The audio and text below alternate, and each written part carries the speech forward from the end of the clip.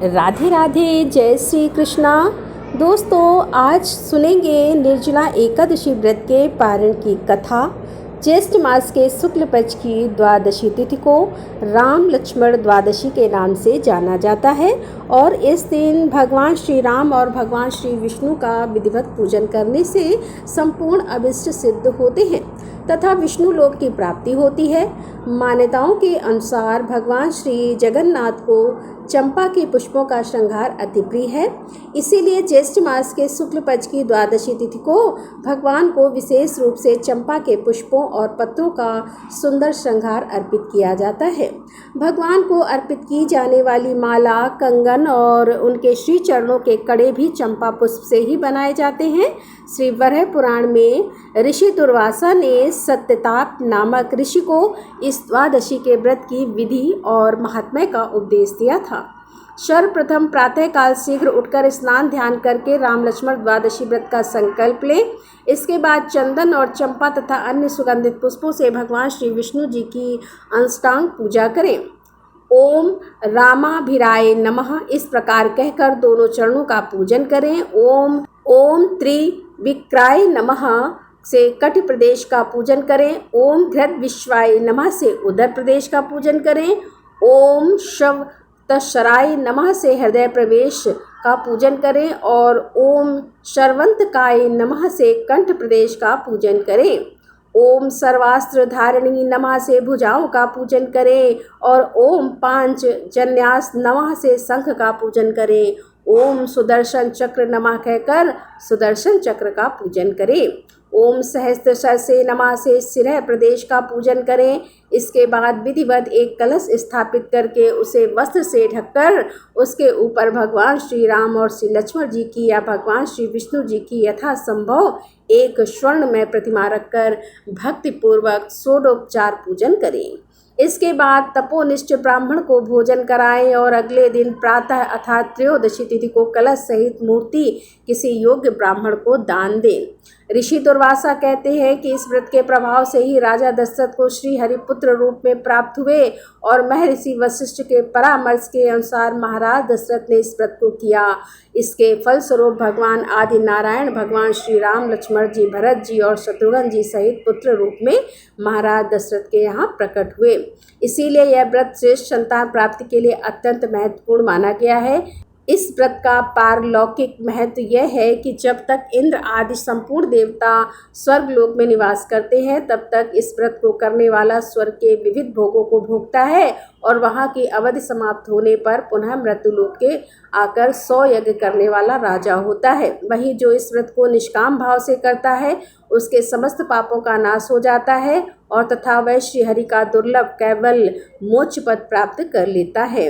जो स्वच्छ और सनातन है, हिंदू धर्म में भगवान श्री विष्णु के अवतार श्री राम और शेषनाग के अवतार श्री लक्ष्मण जी की विधिवत पूजा अर्चना की जाती है। इसके अलावा इस दिन भगवान गोविंद विट्ठलनाथ जी की भी उपासना करने का विधान है। श्री राम लक्ष्मण द्वादशी के दिन राम रक्षा स्तोत्र पाठ, श्री विष्णु सहस्त्र नाम या रामायण के अयोध्या कांड का पाठ करना अत्यंत फलदायी होता है। तो प्रिय भक्तजनों, यह थी श्री राम लक्ष्मण द्वादशी की कथा। अब सुनिए तुलसी माता और व्रत पारण की कथा। एक बार की बात है कि एक गांव में एक बूढ़ी माई अपने बेटे और बहू के साथ रहती थी। बूढ़ी माई का नाम था सुखिया और उनके परिवार में उनका एक पोता और पोती भी थे। सुखिया के परिवार में सभी लोग हंसी खुशी रह रहे थे और उनका समय बड़े आनंद से बीत रहा था, क्योंकि बुढ़िया माई बहुत ही नित्य कर्म करने वाली थी, बहुत धार्मिक थी और वह हमेशा एकादशी माता का व्रत भी रखा करती थी। हर दिन नियम से तुलसी माता की पूजा करती, तुलसी माता में जल अर्पित करती, दीपक जलाती और आरती करती और परिक्रमा किया करती थी। ऐसे ही बुढ़िया माई के दिन आराम से बीत रहे थे। उनकी जो सखियाँ थीं वह भी उनके पास बैठकर कथा कहानी सुना करती थीं और अपना ज्ञान बढ़ाया करती थीं। फिर एक बार की बात है कि बूढ़ी माई अपनी सखियों के साथ बैठी हुई थी। उनके साथ उनकी हम उम्र उनकी सहेलियां भी बैठी हुई थीं, जो कि संख्या में कुल 7-8 थीं। वो पूरा समय आपस में बातें कर रही थीं। तब उनमें से एक सखी बूढ़ी माई से कहने लगी कि सुखिया, हम सोच रहे हैं क्यों ना हम सब द्वारिकाधीश चले और द्वारिकाधीश की यात्रा करने का तो बड़ा मन हो रहा है। तो उनमें जितनी भी औरतें बैठी हुई थीं, जो कि सुखिया यानी बूढ़ी माई की सखी थी, सब कहने लगी, अरे यह तो बड़ी अच्छी बात है, हमें अपने जीवन में द्वारिकाधीश के दर्शन तो जरूर करने चाहिए। अब देर किस बात की है, चलो हम सब द्वारिकाधीश दर्शन करने की तैयारी करते हैं। अब उन सखियों ने उन बूढ़ी माई से भी पूछा कि बताओ बहन, क्या तुम भी चलोगी हमारे साथ द्वारिकाधीश? उन सखियों में कुछ कम उम्र की भी थी, जो उन बूढ़ी माई को माई कहकर बुलाया करती थी। बूढ़ी माई का मन तो द्वारिकाधीश की यात्रा करने का बहुत था, इसीलिए बुढ़िया माई कहने लगी, सखियों मैं ऐसे तो नहीं बता सकती, पहले मैं अपने बेटे से पूछूंगी और फिर उसके बाद ही मैं आप लोगों को बता सकूंगी। अब बुढ़िया माई अपने घर आ गई। अब उनका जो बेटा था, जो कि नौकरी किया करता था, अब वो सुबह से शाम को नौकरी करने के बाद जब घर आता था, तो उस दिन जब वो घर वापस आया तो बुढ़िया माई के जो पोते पोतिए थे उनके लिए खाना लेकर गए। तो बूढ़ी माई ने उस दिन खाना खाने से इनकार कर दिया, कहने लगी कि मैं आज खाना नहीं खाऊंगी, आज मेरा मन नहीं है। उधर जब बूढ़ी माई का बेटा खाना खाने लगा तो उसने अपनी पत्नी से पूछा, क्या माँ जी ने खाना खा लिया है? क्योंकि वह हर दिन अपनी पत्नी से ज़रूर पूछा करता था। तब उसकी पत्नी कहने लगी, देखो जी, आज तो माई ने खाना खाने से इनकार कर दिया है और कह रही थी कि आज मेरा मन नहीं है। यह सुनते ही बूढ़ी माई का बेटा अपनी माँ के पास गया और जाकर कहने लगा, माँ क्या बात है, आज तुमने भोजन क्यों नहीं किया? तब बूढ़ी माई कहने लगी, बेटा आज मेरा बिल्कुल मन नहीं है। तो बेटा कहने लगा, माँ जी कहीं आपकी तबीयत तो खराब नहीं है? अगर कोई परेशानी है तो मुझे बताओ, मैं अभी आपको वैद्य जी के पास लेकर चलता हूँ। बूढ़ी माई कहने लगी, नहीं बेटा, मुझे कोई परेशानी नहीं है, तुम परेशान मत हो, बस मेरा मन तो द्वारिकाधीश की यात्रा करने को कर रहा है।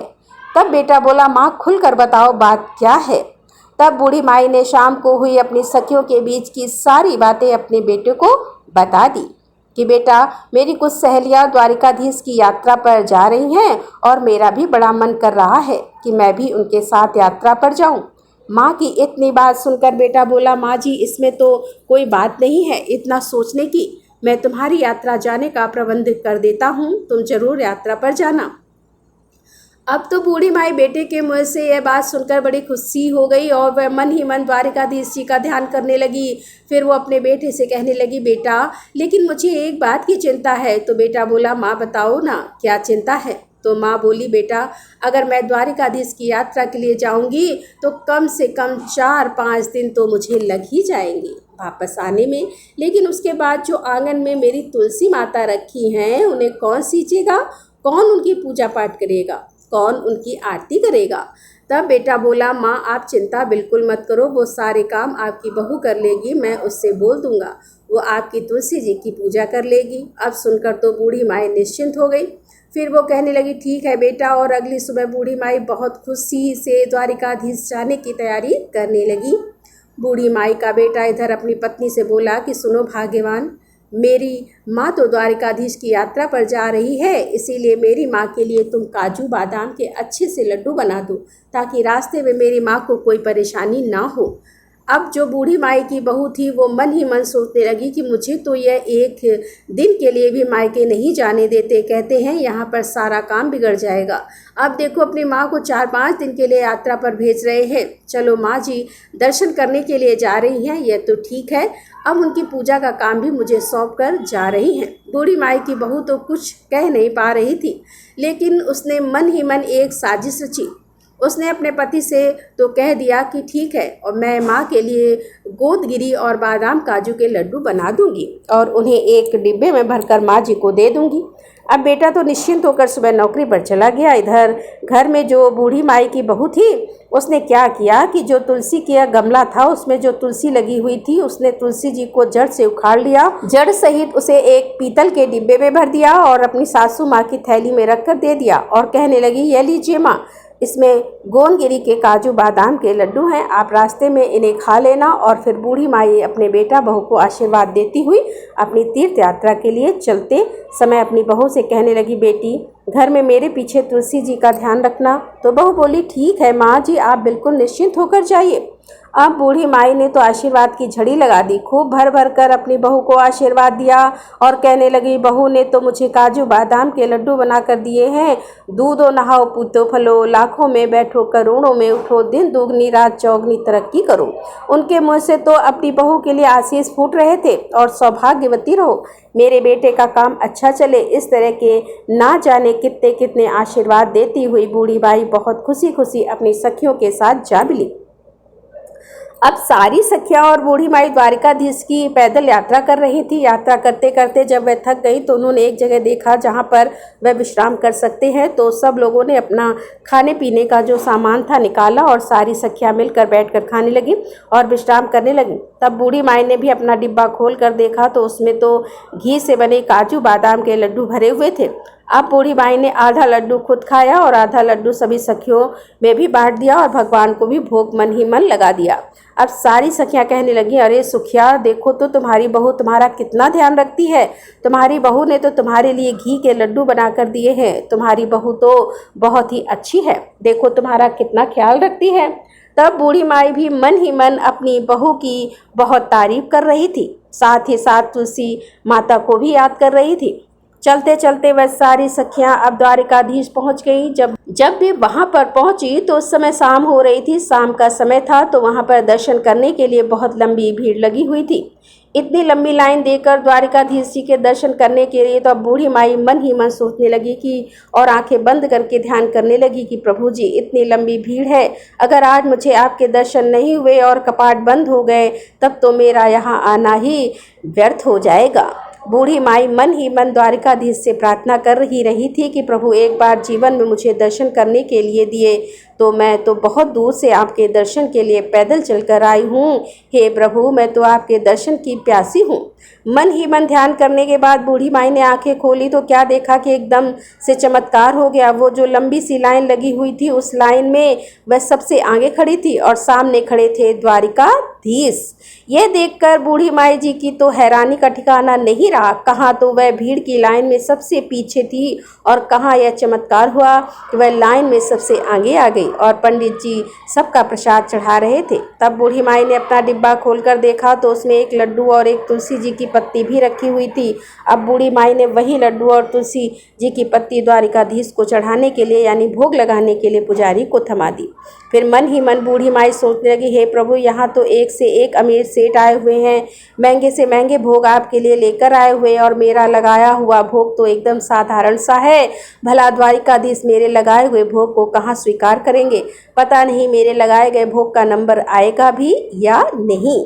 मन ही मन वह द्वारिकाधीश जी को याद कर रही थी कि हे प्रभु, मेरे लड्डू का भोग लगाओ ना और मुझे निहाल करो। ऐसी प्रार्थना करने के बाद बूढ़ी माई ने आंखें खोली तो उनकी आंखों के आश्चर्य फैल गई। क्या देखती हैं कि द्वारिकाधीश के हाथों में जो लड्डू था वह तो वही लड्डू था जो बूढ़ी माई ने भोग लगाने के लिए पुजारी जी को दिया था।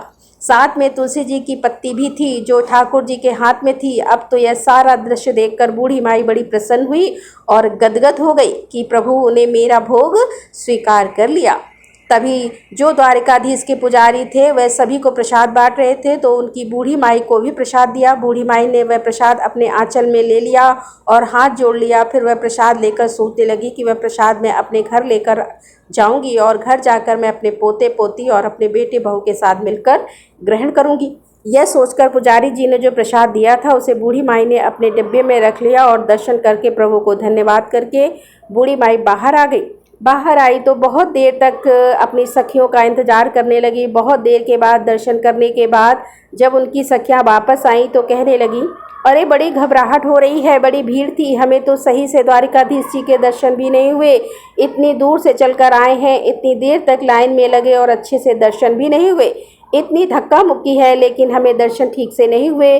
तो कोई कहने लगी, अरे मुझे तो थोड़े थोड़े से दर्शन हुए थे, बहुत भीड़ है। अब सारी सखियां अपने आपस में मिलकर परेशानियां गिना रही थी लेकिन बूढ़ी माई मन ही मन मुस्कुरा रही थी। कहने लगी, मुझे तो द्वारिकाधीश जी के बहुत अच्छे दर्शन हुए हैं और मेरा तो भगवान ने भोग भी ग्रहण किया। इस तरह से सारी सखियां अपनी द्वारिकाधीश जी की यात्रा करके वापस अपने गाँव के लिए चल पड़ी। बूढ़ी माई ने घर पहुंचकर अपने बेटे बहू को आवाज़ लगाई। बेटा अंदर से आया और माँ के पैर छुए। बेटे को माँ ने बहुत से आशीर्वादों की झड़ी लगा दी।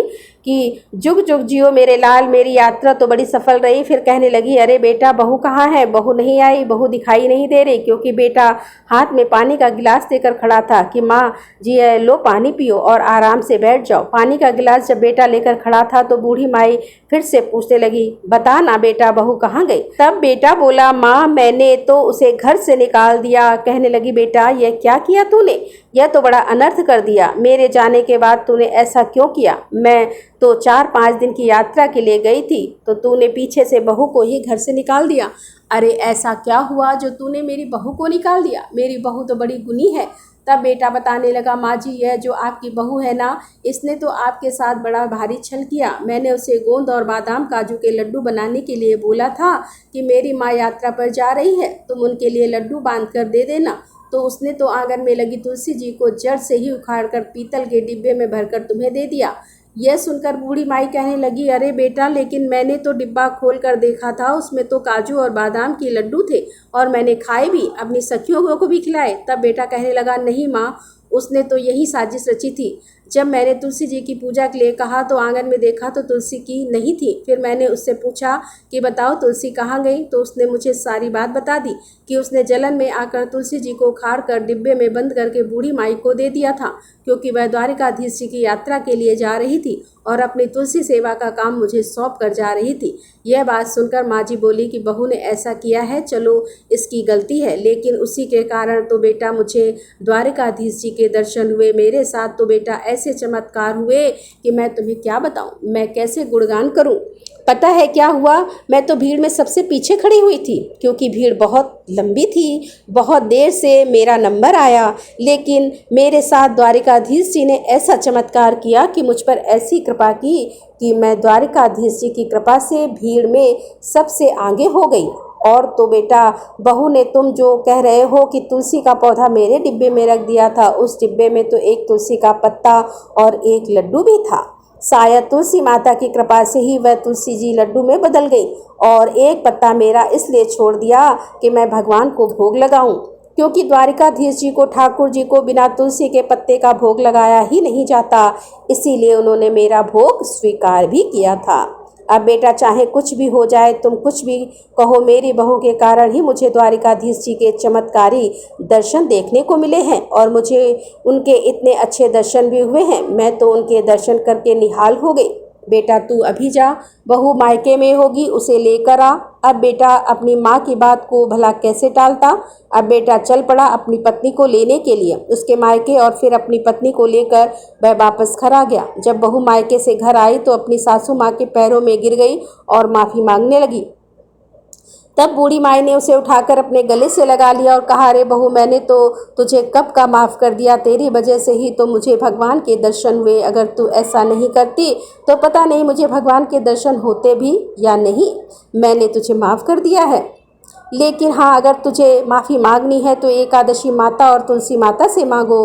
तब बहू ने तुलसी माता से माफ़ी मांग ली। फिर उन्हें याद आया कि अरे जो द्वारिकाधीश से तुम्हारे लिए मैं प्रसाद लेकर आई थी, याद है कहाँ है?